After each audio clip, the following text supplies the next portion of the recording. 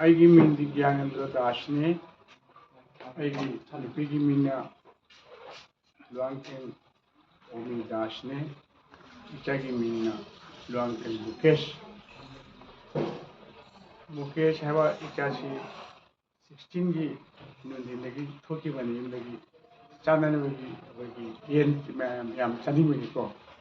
ꯊꯣꯛꯈꯤꯕꯗꯒꯤ ꯍꯧꯖꯤꯛꯐꯥꯎꯗꯤ ꯃꯥꯒꯤ ꯂꯤꯀꯨꯟꯁꯨ ꯑꯩꯈꯣꯏ ꯀꯔꯤꯝꯇ ꯎꯕ ꯐꯪꯗꯦ ꯊꯤꯕ ꯑꯩꯈꯣꯏ ꯊꯤꯔꯦ ꯑꯩꯈꯣꯏꯒꯤ ꯁꯦꯀ꯭ꯌꯨꯔꯤꯇꯤ ꯁꯥꯏꯠꯇꯒꯤꯁꯨ ꯃꯣꯏ ꯌꯥꯝ ꯊꯋꯥꯏ ꯍꯛꯆꯥꯡ ꯌꯥꯎꯔꯒ ꯑꯉꯥꯡꯁꯦ ꯐꯪꯅꯅꯕ ꯌꯥꯝ ꯀꯟꯅ ꯍꯣꯠꯅꯖꯩ ꯑꯗꯣ ꯑꯩꯈꯣꯏꯁꯤ ꯌꯥꯝ ꯅꯨꯡꯉꯥꯏꯇꯦ ꯏꯆꯥꯅꯤꯅ ꯑꯩꯈꯣꯏꯁꯤ ꯇꯨꯝꯐꯝ ꯆꯥꯐꯝ ꯈꯪꯗ꯭ꯔꯤ ꯑꯗꯨꯕꯨ ꯍꯣꯏ ꯃꯇꯝ ꯃꯇꯝꯒꯤ ꯏꯁꯨꯅꯤꯅ ꯑꯩ ꯀꯩꯁꯨ ꯄꯦꯟꯗꯕ ꯅꯨꯡꯉꯥꯏꯇꯕ ꯂꯩꯇꯦ ꯑꯩꯗꯤ ꯍꯥꯏꯅꯤꯡꯕꯗꯤ ꯑꯃꯈꯛ ꯀꯅꯥꯒꯨꯝꯕ ꯁꯪꯒꯁꯊꯥꯟ ꯈꯪꯗꯦ ꯑꯃ ꯈꯪꯗꯦ ꯏꯆꯥꯕꯨ ꯃꯣꯏꯒꯤꯗ ꯂꯩꯕꯤꯕ ꯇꯥꯔꯗꯤ ꯑꯩ ꯏꯆꯥꯁꯤ ꯃꯣꯏꯒꯤ ꯏꯆꯥ ꯑꯣꯏꯅ ꯈꯜꯂꯒ ꯊꯥꯗꯣꯛꯄꯤꯌꯣ ꯁꯤꯗꯒꯤ ꯍꯦꯟꯅ ꯑꯩꯈꯣꯏ ꯍꯥꯏꯅꯤꯡꯉꯥꯏ ꯂꯩꯇꯦ ꯑꯉꯥꯡꯁꯤ ꯀꯔꯤꯝꯇ ꯈꯪꯖꯗꯕ ꯑꯉꯥꯡꯅꯤ ꯂꯩꯕꯒꯤ ꯏꯁꯨ ꯃꯌꯥꯝ ꯑꯃ ꯂꯩꯔꯦ ꯃꯃꯥꯡꯗ ꯁꯤꯒꯨꯝꯕ ꯃꯌꯥꯝ ꯑꯃ ꯊꯣꯛꯈꯤꯕ ꯂꯩ ꯑꯗꯨ ꯍꯥꯎꯔꯗꯤ ꯍꯥꯎꯔꯤ ꯑꯗꯨ ꯃꯈꯥ ꯇꯥꯕ ꯍꯥꯎꯗꯅꯕ ꯑꯩꯈꯣꯏ ꯃꯌꯥꯝ ꯆꯪꯉꯒ ꯍꯣꯠꯅꯁꯤ ꯑꯩꯁꯤ ꯀꯔꯤꯅꯣ ꯀꯃꯥꯏꯅ ꯇꯧꯕꯅꯣ ꯀꯔꯤꯅೋ ꯏꯆꯥꯒꯤꯁꯨ ꯀꯔꯤ ꯏꯔꯥꯟꯅꯣ ꯑꯩꯈꯣꯏꯁꯨ ꯈꯪꯗ꯭ꯔꯤ ꯀꯅꯥꯒ ꯂꯣꯏꯅꯅ ꯆꯠꯄꯁꯨ ꯑꯩꯈꯣꯏꯗꯤ ꯎꯗ꯭ꯔꯤ ꯌꯨꯝꯗꯒꯤ ꯃꯥꯗꯤ ꯌꯦꯟ ꯊꯣꯡꯕ ꯆꯥꯅꯤꯡꯉꯦ ꯍꯥꯏꯔꯒ ꯃꯃꯥꯗꯒꯤ ꯂꯨꯄा 200 ꯈꯛ ꯄꯥꯏꯔꯒ ꯊꯣꯛꯈꯤꯕꯅꯤ ꯊꯣꯛꯄ ꯃꯇꯝꯗ ꯃꯥꯁꯦ ꯇꯨ ꯋꯤꯂꯔꯗ ꯊꯣꯛꯄ ꯅꯠꯇꯦ ꯀꯥꯔ ꯑꯃꯒ ꯇꯧꯔꯒ ꯏꯁꯥꯒꯤ ꯀꯥꯔꯅꯦ ꯀꯥꯔ ꯑꯃ ꯇꯧꯔꯒ ꯆꯠꯈꯤꯕꯅꯤ ꯌꯨꯝꯗꯒꯤ ꯆꯠꯈꯤꯕꯗ ꯏꯆꯝ ꯆꯝꯅ ꯃꯐꯤꯕꯨꯅ ꯁꯦꯠꯂꯒ ꯆꯠꯄꯅꯤ ꯑꯩꯈꯣꯏꯗꯤ ꯅꯥꯟꯅ ꯐꯨꯔꯤꯠ ꯈꯨꯡꯅ ꯁꯦꯠꯂꯒ ꯊꯣꯛꯄꯗꯤ ꯃꯥ ꯅꯠꯇꯦ ꯍꯧꯖꯤꯛꯐꯥꯎ ꯃꯥꯒꯤ ꯏ ꯄꯥꯎꯁꯤ ꯀꯔꯤꯝꯇ ꯐꯪꯗ꯭ꯔꯤ ꯑꯗꯨ CCTVꯗꯗꯤ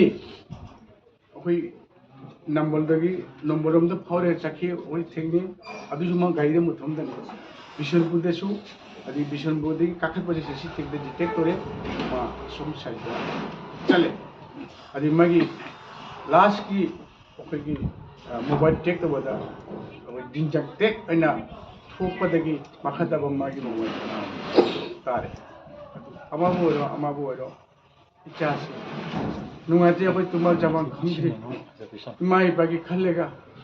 ꯑꯗꯩ ꯏꯆꯥꯗꯨꯕꯨ ꯈꯜꯂꯒ ꯑꯃꯁꯨ ꯈꯜꯂꯒ ꯍꯥꯟꯅ ꯀꯔꯤꯒꯨꯝꯕ ꯄꯦꯟꯗꯕ ꯈꯣꯠꯇꯕ ꯃꯌꯥꯝ ꯂꯩꯔꯁꯨ ꯍꯧꯔꯗꯤ ꯍꯧꯔꯦ ꯃꯈꯥ ꯇꯥꯕꯅꯦ ꯏꯪꯅ ꯆꯤꯡꯅ ꯑꯩꯈꯣই ꯃꯅꯤꯄꯨꯔꯁꯤ ꯁꯥꯟꯇꯤꯗ ꯑꯩꯈꯣꯏ ꯂꯩꯕ ꯄꯥꯝꯃꯤ ꯑꯩꯒꯤ ꯏꯆꯥ ꯍꯥꯏꯕ ꯂꯩꯇꯦ ꯃꯤꯒꯤ ꯏꯆꯥ ꯂꯩꯇꯦ ꯑꯉꯥꯡꯁꯦ ꯂꯣꯏꯅꯃꯛ ꯆꯞ ꯃꯥꯟꯅꯩ ꯑꯗꯨ ꯀꯅꯥꯒꯨꯝꯕ ꯁꯪꯁꯊꯥꯟꯒꯤ ꯈꯨꯠꯇ ꯂꯩꯕ ꯇꯥꯕ ꯑꯃꯗ ꯂꯩꯕ ꯇꯥꯕ ꯑꯩꯈꯣꯏꯁꯦ ꯃꯅꯤꯄꯨꯔꯒꯤ ꯑꯣꯏꯅ ꯈꯜꯂꯒ 이자를 칼레가 이자세 다도피오 시드기 해나 그것이 사드기 하니가 레테 이자 레테버디 마마세 마푸랑 앙어버게 좀 이신바 마짱 탁트레바 아이부디 아이고에서 이자세 가다노 까리노 아이 이자 티바세 나랑 아이 짭빠니 아도 아징도 카칼레가다 야 거기 야 포스트 함레 포스트기 아이 백도 바데 짱베야 아디드나 할레 이자세 이자기도 뭐 이빠세 ꯃꯩ ꯑꯁꯦꯡꯕ ꯂꯤꯀꯨꯟꯗꯣ ꯑꯩꯈꯣꯏ ꯖꯤꯟꯆꯥꯛ ꯇꯦꯛ ꯍꯥꯏꯕꯅꯤꯅ ꯁꯣꯝꯗ ꯂꯩꯔꯝꯒꯗ꯭ꯔꯥꯅ ꯑꯗꯨ ꯄꯨꯈꯤ ꯈꯨꯜꯗ ꯆꯪꯉꯦꯅ ꯆꯠꯄꯅꯦ ꯏꯌꯥꯔꯄꯣꯔꯠꯇ ꯑꯩꯉꯣꯟꯗꯗꯤ ꯆꯪꯍꯟꯗ꯭ꯔꯦ ꯑꯗꯨꯗꯤ ꯑꯥꯔꯃꯤ ꯄꯣꯁꯠ ꯑꯃ ꯂꯩꯕꯅꯤꯅ ꯅꯝꯐꯨꯗ ꯆꯪꯕ ꯌꯥꯗꯕꯅꯤꯅ ꯑꯩꯅ ꯑꯃꯨꯛ ꯍꯜꯂꯦ ꯆꯠꯄꯁꯨ ꯑꯩ ꯏꯊꯟꯇ ꯆꯠꯂꯦ ꯇꯨ ꯋꯤꯂꯔ ꯇꯧꯔ ꯆꯠꯄꯅꯦ ꯑꯩꯅ ꯑꯗꯨ ꯆꯠꯂꯦ ꯆꯠꯇꯦ ꯍꯥꯏꯕꯗꯣ ꯕꯤꯁꯦꯝꯄꯨꯔꯒꯤ SDOꯅ ꯁꯥꯈꯤꯅꯤ ꯃꯥꯅ ꯏꯆꯝ ꯆꯝꯅ ꯑꯩꯉꯣꯟꯗ ꯀꯣꯜ ꯑꯃꯈꯛ ꯇꯧꯈꯤꯕ ꯑꯗꯨ ꯑꯩꯅ ꯆꯤꯡꯗ ꯂꯩ ꯍꯥꯏꯔꯒ ꯃꯥꯅ ꯏꯌꯥꯝꯕ ꯅꯪꯅ ꯆꯤꯡꯗ ꯀꯃꯥꯏꯅ ꯇꯧꯔꯒ ꯀꯔꯤꯅꯣ ꯅꯪꯗꯤ ꯆꯤꯡꯗ ꯀꯔꯤ ꯃꯔꯝꯒꯤꯅꯤ ꯍꯥꯏꯔꯒ ꯈꯣꯒꯦꯟ ꯏꯅꯥꯎ ꯈꯣꯒꯦꯟ ꯑꯩꯗꯤ ꯏꯆꯥꯒꯤ ꯂꯤꯀꯨꯟ ꯑꯃꯈꯛ ꯐꯪꯉꯦ ꯃꯥ ꯖꯤꯟꯆꯠ ꯇꯦꯛꯂꯣꯝꯗ ꯂꯩꯌꯦꯅ ꯍꯥꯏꯐꯦꯠ ꯇꯥꯏ ꯑꯗꯨꯗꯤ ꯑꯩꯗꯤ ꯅꯣꯟ ꯃꯅꯤꯄꯨꯔꯤꯅꯤꯅ ꯑꯩꯗꯤ ꯕꯦꯡꯒꯣꯂꯤꯅꯤꯅ ꯏꯆꯥꯒꯤꯗꯃꯛꯇ ꯑꯩꯅ ꯆꯠꯆꯕꯅꯤ ꯑꯗꯨ ꯆꯠꯄ ꯃꯇꯝꯗ ꯏꯌꯥꯔꯅ ꯑꯩꯉꯣꯟꯗ ꯆꯪꯍꯟꯗꯦ ꯊꯤꯡꯉꯦ ꯑꯗꯨꯗꯤ ꯃꯣꯏꯒꯤ ꯑꯥꯔꯃꯤꯒ ꯑꯩꯒ ꯃꯨꯛꯅꯕꯁꯨ ꯌꯥꯗꯦ ꯉꯥꯡꯅꯕꯁꯨ ꯌꯥꯗꯦ ꯑꯩꯅ ꯍꯟꯕꯅꯦ ꯍꯟꯕ ꯃꯇꯝꯗ ꯑꯩꯈꯣꯏꯒꯤ SDOꯅ ꯑꯩꯉꯣꯟꯗ ꯍꯥꯏ ꯏꯌꯥꯝꯕ ꯑꯗꯨꯗꯤ ꯅꯪ ꯃꯐꯝꯗ ꯂꯦꯡꯗ ꯂꯩꯔꯣ ꯑꯩꯅ ꯒꯥꯔꯤ ꯊꯥꯔꯛꯀꯦ ꯅꯪ ꯏꯊꯟꯇ ꯑꯃꯨꯛ ꯀꯃꯥꯏꯅ ꯍꯟꯗꯣꯏꯅꯣ ꯍꯥꯏꯕ ꯃꯇꯝꯗ ꯃꯥꯅ ꯑꯩꯉꯣꯟꯗ ꯃꯥ ꯒꯥꯔꯤ ꯊꯥꯔꯛꯀꯦ ꯑꯩ ꯃꯐꯝꯗꯨꯗ ꯂꯦꯡꯗꯅ ꯂꯩꯔꯣ ꯍꯥꯏꯔꯤꯕꯅꯤꯅ ꯀꯔꯤ ꯂꯩꯔꯤ ꯀꯃꯥꯏꯅ ꯇꯧꯔꯤ ꯑꯩ ꯄꯥꯈꯠꯄ ꯑꯃ ꯌꯥꯎꯔꯦꯕ ꯋꯥꯔꯤꯕꯨꯀꯣ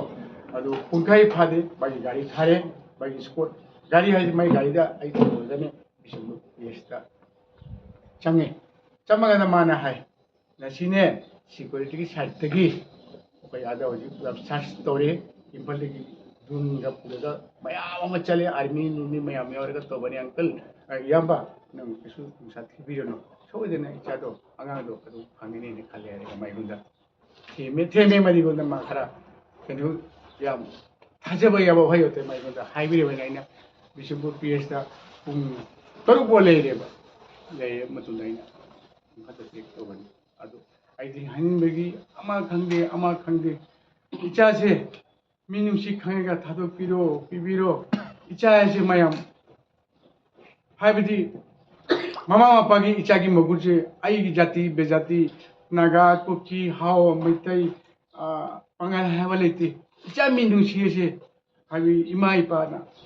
강가마 가니나 시다 찡 해발레테 따마 해발레테 마망다 하우디 하우레 미스 안다르테니 후지디 ममांग सरकार दा मयाम तानिबिरे सरकार ना कई तो बिदरे सरकार ना कैसी एक्शन लोदे अदु अदा मयाम माइबिरे कोई रैली नुली मयाम तोरे करते उसी चाहिए हानि फारे के तोरे मार्च की तांग तारा सॉरी निपांदा अखोगी ऑनरेबल हाइगद्रा इंडिया की होम मिनिस्टर अमित शाह जी ना फ्री मूवमेंट है ना वडाना मत थोपने अदुदी मयाम हरारेबा अदुगी चप्पा खोपा मूवमेंट तोबदा अदुमुति फ्री ओरे केसु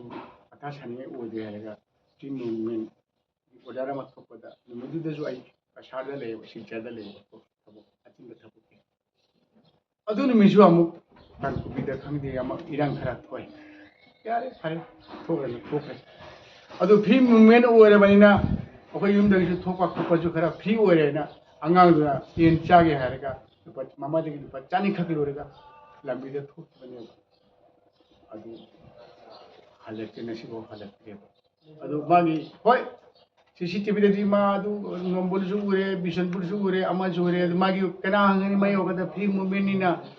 सुनुंगाय बो करी मा गाड़ी थारो के चप्पसु ओरम बे याय अखोय की वानी को अदि मादी लारी हते बांगांग नते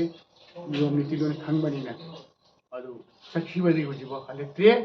मागी लास्ट कॉल से जोजांग टेक मा कने तोरे थेंगने